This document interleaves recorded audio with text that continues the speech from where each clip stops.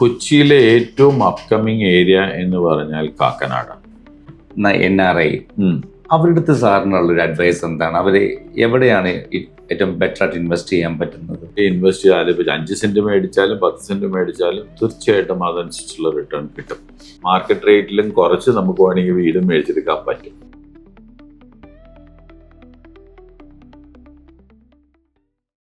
Sir, ഇപ്പോൾ കൊച്ചിയിൽ ഒരു കൊമേഴ്ഷ്യൽ പ്രോപ്പർട്ടിയിൽ ഇൻവെസ്റ്റ് ചെയ്യുന്നതിനെ കുറിച്ച് സാറിൻ്റെ അഡ്വൈസ് എന്താണ്? എത്രമാത്രം ഈൽഡ് നമുക്ക് എക്സ്പെക്ട് ചെയ്യാം? തീർച്ചയായിട്ടും റെസിഡൻഷ്യലിൽ ഇൻവെസ്റ്റ് ചെയ്യുന്നതിനേക്കാളും ബെറ്റർ ആണ് കൊമേഴ്ഷ്യൽ. മറ്റുള്ള സ്റ്റേറ്റുകളിൽ വെച്ച് നോക്കുമ്പോൾ കേരളത്തിലെ കമേഴ്ഷ്യൽ ആക്ടിവിറ്റി അത്രത്തോളം വളർന്നിട്ടില്ലെങ്കിലും റിട്ടേൺ ഏതാണ്ട് ഒരു 2 to 3% റെസിഡൻഷ്യൽ കിട്ടുന്നതെങ്കിൽ ഇതിനകത്തൊരു 6% എബോവ് കിട്ടാനുള്ള പോസിബിലിറ്റി ഉണ്ട്. അത് 2 ടൈപ്പാണ്. കമേഴ്ഷ്യൽ നമ്മൾ ഒരു 10-15 സെന്റ് സ്ഥലം മേടിച്ച് അവിടെ ഒരു 10-15,000 സ്ക്വയർ ഫീറ്റ് ഒരു ബിൽഡിംഗ് പണിതിട്ട് അത് വാടകയ്ക്ക് കൊടുക്കുമ്പോൾ കിട്ടുന്ന റിട്ടേണിനേക്കാളും എപ്പോഴും കുറച്ച് ബെറ്റർ ആയിരിക്കും ഒരു വലിയൊരു കമേഴ്ഷ്യൽ ബിൽഡിങ്ങിനകത്ത് ചെറിയ സ്പേസ് മേടിച്ച് വാടക. ബിക്കോസ് എല്ലാ ഫെസിലിറ്റി നമ്മുടെ ഇവിടെയുള്ള ഏറ്റവും വലിയ പ്രോബ്ലം അത്യാവശ്യത്തിന് വണ്ടി ഇടാൻ കാറ് പാർക്ക് ചെയ്യാനുള്ള സൗകര്യം. നമ്മുടെ ഇവിടെ ഉള്ള പബ്ലിക് ട്രാൻസ്പോർട്ട് സിസ്റ്റം ബസ്സും മെട്രോ ഇപ്പോൾ ഒരു ലിമിറ്റഡ് ഏരിയയിലുള്ളൂ കൊച്ചിയിലുള്ളത്. ആ മെട്രോ റൂട്ടിലെ ആൾക്കാർ മെട്രോയിൽ ട്രാവൽ ചെയ്യുന്നുണ്ടെങ്കിലും ഇപ്പോഴും ഒരു ലിറ്റിൽ എബോവ് ആവറേജ് പീപ്പിൾ കാറിൽ തന്നെ പോകാനാണ് പ്രിഫർ ചെയ്യുന്നത്. അപ്പോൾ ഈ കാറിൽ വന്നു കഴിഞ്ഞാൽ ഇപ്പോൾ നിങ്ങൾ നോക്കുക, ഫോർ എക്സാമ്പിൾ ഏറ്റവും വലിയ കമേഴ്ഷ്യൽ ഏരിയ ആയിരുന്നു MG റോഡ്.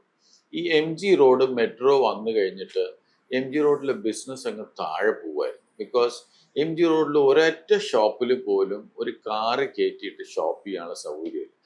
നമുക്ക് ഒരിക്കലും എക്സ്പെക്ട് ചെയ്യാൻ പറ്റില്ല മെട്രോയിൽ പോകുന്ന ഒരാൾ അവിടെയുള്ള വലിയ വലിയ ഷോറൂമിലേക്ക് മെട്രോ സ്റ്റേഷനിൽ നിന്ന് ഇറങ്ങിയിട്ട് പോയിട്ട് ഷോപ്പ് ചെയ്യും. കാറിൽ വരണവൻ മാത്രം കയറാൻ പറ്റിയ ഷർട്ടിൻ്റെയും തുണിയുടെയൊക്കെ ഷോറൂമുള്ളത്.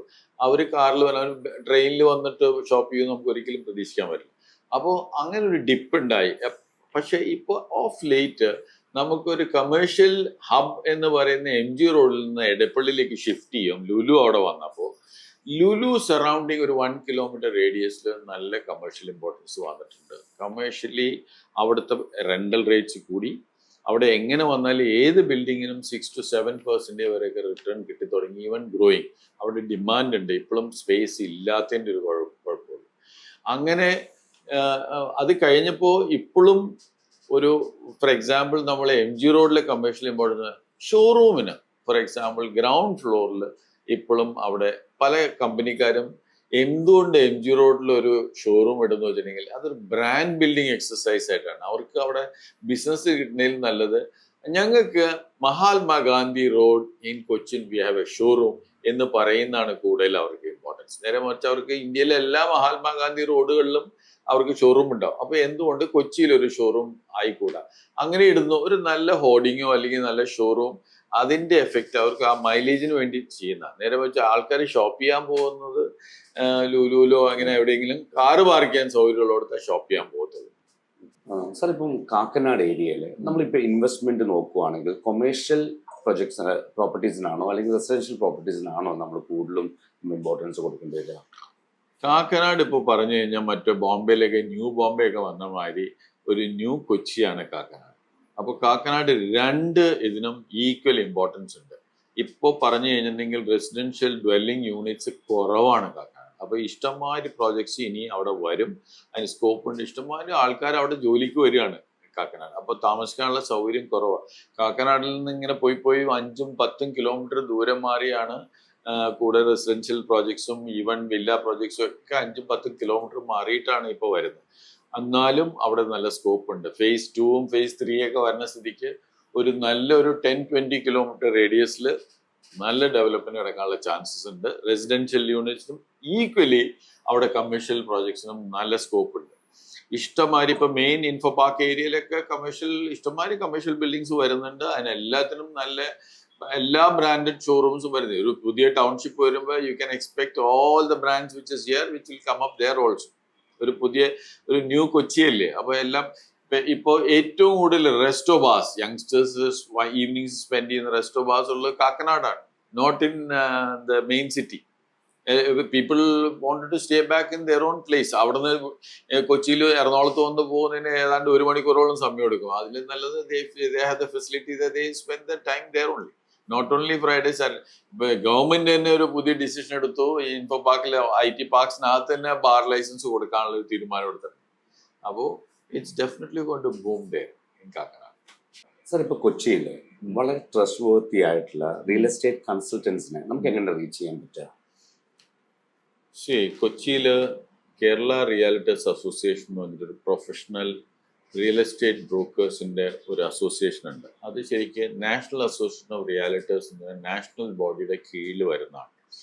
ഈ national body actually 50,000 members all over India ഉള്ള 47 അസോസിയേഷനുകൾ ഇന്ത്യയിൽ മുഴുവൻ സ്പ്രെഡ് ചെയ്ത് കിടക്കുന്ന അസോസിയേഷൻ്റെ അണ്ടറിൽ വരുന്നതാണ്. ഈ national association of realtors actually register ചെയ്യുന്ന ഷിക്കാഗോ US ഇവർക്ക് all India pan India presence ഉള്ള ഒരു ഓർഗനൈസേഷനാണ്.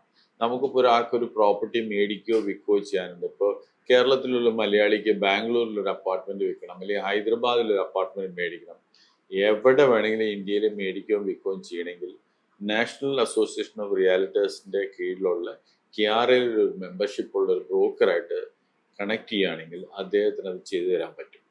KRA ഏകദേശം ഒരു 65ഓളം മെമ്പേഴ്സ് ഉണ്ട്. ഇപ്പോൾ എല്ലാം വളരെ പ്രൊഫഷണലായിട്ട് രജിസ്റ്റേർഡ് ആയിട്ട് ചെയ്യുന്ന, ഗവൺമെന്റ് രജിസ്റ്റേർഡ് ആയിട്ട് ചെയ്യുന്ന റിയാലിറ്റേഴ്സ് ആണ്. അവരിലെ ആരെങ്കിലും ഏൽപ്പിച്ചാൽ നിങ്ങൾക്ക് ഇന്ത്യയിൽ എവിടെയുള്ള പ്രോപ്പർട്ടിയും വിൽക്കാൻ അവർ വിചാരിച്ച് സാധിക്കും. ബോഡിക്ക് പല പവേഴ്സും ഉണ്ട്. ഇപ്പൊ ഒരു ബിൽഡർ തന്നെ ഒരു സമയത്തിന് ഒരു അപ്പാർട്ട്മെന്റോ അല്ലെങ്കിൽ പണിത് ഡെലിവറി ചെയ്തില്ലെങ്കിൽ റിറയ്ക്ക് അവരുടെ ലൈസൻസ് ക്യാൻസൽ ചെയ്യാം, അവരെ പീനലൈസ് ചെയ്യാം. ഇങ്ങനെ ഏതൊരു ബിൽഡർ ആയാലും കൊള്ളാം, ബ്രോക്കർ ആയാലും കൊള്ളാം, ഇവരുടെ എല്ലാം മുകളിലൊരു വാച്ച് ഡോഗ് ആണ് റിറ എന്ന് പറയുന്നത്. അങ്ങനെ ഒരു വാച്ച് ഡോഗ് കഴിഞ്ഞ് 3-4 കൊല്ലം അയാളുടെ ഇവിടെ ഇൻട്രൊഡ്യൂസ് ചെയ്തിട്ട് കേരളത്തിൽ. മറ്റ് സ്റ്റേറ്റുകളിൽ കുറച്ച് മുമ്പേ വന്നെങ്കിലും കേരളത്തിൽ കുറച്ച് താമസിച്ചാ വന്നത്. ഇപ്പോഴും നമ്മുടെ ഉള്ള ഇവിടെ ജനത്തിൽ പബ്ലിക്കിന് അറിയത്തില്ല ഇങ്ങനെ ഒരു ബോഡി ഉണ്ടെന്നും. ചുമ്മാ നമ്മൾ പരിചയമുള്ളവനോട് അവനോട് പറഞ്ഞു ഇവനോട് പറഞ്ഞൊരു ഡീലിങ്സ് നടത്തിയിട്ട് എന്തെങ്കിലും പ്രോബ്ലം വന്നാൽ ഇപ്പൊ എന്താ പറ്റുമോ, അല്ലെങ്കിൽ കോടതിയിലേക്ക് കൊണ്ടുപോകുക, അല്ലെങ്കിൽ പോലീസ് സ്റ്റേഷനിലേക്ക് കൊണ്ടുപോകുക. ഒരു മണിറ്ററി ഡീലിങ്സ് പോലീസുകാർ സാധാരണ ഹാൻഡിൽ ചെയ്യില്ല. അതൊരു സിവിൽ മാറ്റർ ആണെന്ന് പറഞ്ഞാൽ അവർ തിരിച്ച് കയ്യിലേക്ക് തരത്തുള്ളൂ. അപ്പോൾ റിറ മെമ്പേഴ്സിന്റെ കൂടെ ഡീൽ ചെയ്താൽ ഇവിടെ ഞങ്ങൾക്ക് KRAക്ക് നമുക്കൊരു എത്തിക്സ് കമ്മിറ്റി ഉണ്ട്. 15 ബോർഡ് മെമ്പേഴ്സിന്റെ 15 ബോർഡ് മെമ്പേഴ്സ് ഓരോരുത്തരും ഓരോ പോർട്ട്ഫോളിയോ നോക്കുന്ന ആൾക്കാരാണ്. അപ്പൊ നിങ്ങൾക്ക് എന്തെങ്കിലും ഒരു ഡിസ്പ്യൂട്ട് വന്നാൽ അവിടെ ഡിസ്പ്യൂട്ടിന് സെറ്റിൽ ചെയ്യാനായിട്ടൊരു എത്തിക്സ് കമ്മിറ്റി ഉണ്ട്. അപ്പോൾ അവരിത് ഹാൻഡിൽ ചെയ്ത് നിങ്ങൾക്ക് എന്താ വെച്ചാൽ തീർത്തു തരും. Because only thing is that make sure you deal with only reputed brokers who are registered under KRA, and they have a network of all over India. With that network, you can sell any property anywhere in India.